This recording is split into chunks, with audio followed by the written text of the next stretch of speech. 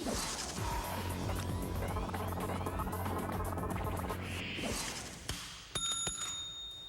avez l'air endormi, là. C'est pas fini! La classe n'est pas terminée. Hier, c'était le camp d'entraînement du Canadien de Montréal qui s'ouvrait et les joueurs, ce qu'ils vont faire, c'est se remettre en forme. Mais pourquoi pas faire la même chose? Nous, eux, vont se remettre en forme physiquement.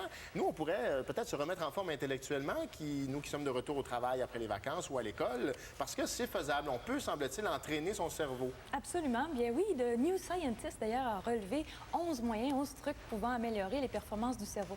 Et c'est quoi? Je les nommerai pas toutes, mais non, enfin, en on gros... peut dire bien manger, bien dormir, faire des exercices de mémoire, augmenter son pouvoir de concentration ou même de l'exercice physique. OK. Puis c'est inévitablement une combinaison de tout ça où il y a, disons...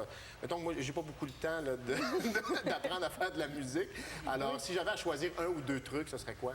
En fait, la mémoire à court terme donne des résultats assez spectaculaires. Elle augmente de plusieurs points le QI, simplement en faisant des exercices de mémoire à court terme. Ça, c'est quoi cette mémoire-là? C'est quand je prends en note un truc que j'oublie dans les minutes qui suivent? Oui, tout à fait, même les secondes qui suivent. C'est une mémoire de travail qui sert seulement pour terminer une tâche en cours et qui n'encode pas à long terme. Et c'est une mémoire, donc, qui sert vraiment simplement pour faire une tâche. Sauf que c'est pas pratique pour, je sais pas, moi, préparer un examen, que tu prépares... des semaines, si c'est pas des mois à l'avance. OK. C'est peut-être pas pratique pour la matière d'un examen. Pour la résolution de problèmes, par exemple, ça va aider beaucoup. Un peu comme la mémoire vive d'un ordinateur. Si elle est plus puissante, on résout les problèmes plus rapidement. OK. Mais pour la matière, c'est mieux, effectivement, de développer la mémoire à long terme. Qui, elle, fonctionne différemment, j'imagine? Oui, c'est une autre mémoire? Oui, c'est une mémoire d'encodage qui va aller chercher des informations importantes à récupérer par la suite. Donc, liées à un but, une émotion forte ou un travail assidu. Et elle aussi, est-ce qu'elle s'entraîne? Et si oui, comment? Oui, elle s'entraîne effectivement. La pratique. Toujours. Oui, mais c'est plus facile, effectivement, si on développe un domaine d'expertise.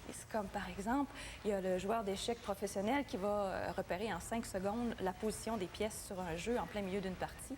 Ou ce jeune Indien, Mahatvan, qui a mémorisé 31 811 décimales du nombre pi, simplement en pratiquant et en ayant des trucs d'association. Oui, mais là, tu parles d'un champ d'expertise.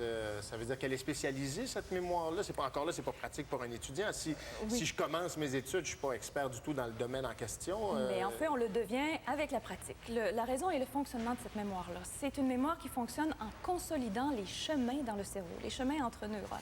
C'est ce qu'on appelle la potentialisation. C'est qu'en fait, quand on pense, on réfléchit, on apprend, on consolide un chemin neuronal et ça va mieux quand on le fait dans un domaine particulier. En pratiquant, on va aller renforcer les connexions, les rendre plus intenses et plus rapides. Et les chemins existent déjà. Et ils existent déjà. Et en fait, on les renforce. Et en les renforçant, on peut accumuler plus d'informations dans ce domaine-là. Donc, revenons à l'exemple de l'Indien. Là, si je le prends et je le mets devant le jeu d'échecs, il ne sera pas aussi performant. Il ne sera pas bon en échec. Non, il va falloir qu'il pratique autant que le professionnel en échec pour atteindre ce niveau-là. C'est sûr que le secret, c'est la pratique. Mais les neurones ne peuvent pas... Il n'y a pas un échange de quelque chose qui peut se faire là, dans le cerveau? Les neurones vont multiplier leurs points de contact, mais ils existent déjà, ils ne se multiplient pas. En fait, c'est comme un muscle, finalement, qu'il faut entraîner. Ce que je comprends, c'est que si tu entraînes le bras droit, ça ne veut pas dire que le gauche va grossir développer aussi, plus, là. effectivement. C'est une belle image. D'ailleurs, ça me fait penser à ce... je ne sais pas si c'est un mythe, là, mais à ce qu'on entend, ce qu'on lit, comme quoi on sous-exploiterait notre cerveau, on utiliserait 5 à 10 de sa capacité. Avec ce que tu nous dis, j'imagine que c'est un peu vrai, là. En fait, c'est peut-être un mythe qui vient du fait que dans notre cerveau, sur le nombre de cellules qu'on a, seulement 5 à 10 sont des neurones. Le reste, c'est des cellules gliales qui sont là pour entretenir, réparer et nourrir les neurones. Donc, qui deviendront jamais... Qui deviendront jamais des neurones et qui pourront jamais penser. Donc, on ne pourra jamais s'en servir. OK, c'est dans ce sens-là qu'on dit ça. Oui, donc c'est 5 à 10 qu'on ne pourra pas augmenter à moins de se tourner vers des technologies du futur. Oui, on y arrive, j'imagine. Le cerveau du futur, ce sera probablement le cerveau assisté ou jumelé à une machine, assisté par ordinateur. C'est vers ça qu'on s'en va, j'imagine. Effectivement, ça se développe actuellement. Joël de René, d'ailleurs, a séparé l'évolution de l'homme en 3 étapes en disant il y a l'homme réparé qu'on connaît déjà avec les greffes l'homme réparé. Et les prothèses. Et il y a l'homme qui est l'homme transformé, qui va avoir des interfaces électroniques avec les biopuces dans le cerveau ou même pour les membres. Alors, on a déjà un Américain qui a récupéré l'usage de ses bras en greffant des nerfs sur des interfaces électroniques. Ça lui donne un bras bionique. Il a été donc guéri en août dernier. Il peut utiliser son bras. Ça, c'est l'homme transformé. Mais on peut imaginer aussi l'homme augmenté. Augmenté. Oui, celui dont on verra Augmenté comment? apparaître des nouvelles facultés de pensée, par exemple, avec des électrodes qu'on peut implanter dans le cerveau et qui vont aller stimuler des régions précises pour libérer la créativité ou donner la bosse des maths à quelqu'un qui ne l'a pas. Ou même utiliser une méthode moins invasive qui serait des aimants qui créent des champs magnétiques à des points précis du cerveau, encore une fois, pour libérer un potentiel qui serait endormi dans ce cerveau. Des champs magnétiques. Ça, Des j'ai champs jamais entendu magnétiques, ça. parce qu'en fait, c'est comme un courant électrique. Enfin, un champ magnétique va créer un courant électrique, induire un courant électrique de stimulation de certaines régions.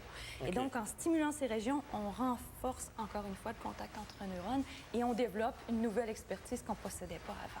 Mais est-ce que ça, c'est purement hypothétique ou on travaille activement On travaille sur ça? Parce que activement. là, tu me Ben- dis qu'on vient d'avoir l'homme bionique. Oui. On n'est pas rendu à l'homme augmenté quand Non, même. pas là. encore. Actuellement, on travaille toujours sur l'homme transformé dans le but de réparer des facultés perdues ou d'améliorer des facultés un peu déficientes. Oui, oui. Mais on peut imaginer que ces techniques-là appliquées sur un homme sain pourraient augmenter, un homme, une femme aussi, hein, pourraient augmenter son potentiel et lui donner des nouvelles facultés, d'où l'homme ou la femme augmenté. Un super nerd, quoi. Pas enfin l'égalité des sexes. Et puis peut-être que les hommes et les femmes vont enfin se comprendre. Enfin!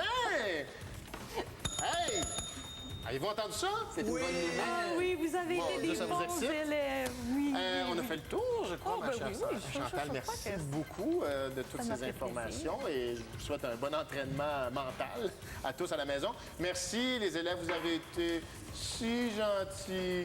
Merci à tous. Voilà qui conclut la semaine, cette semaine de Revanche des Nôtres. On se retrouve bien sûr lundi à 19h, toujours sur les ondes de Z-Télé. Ciao!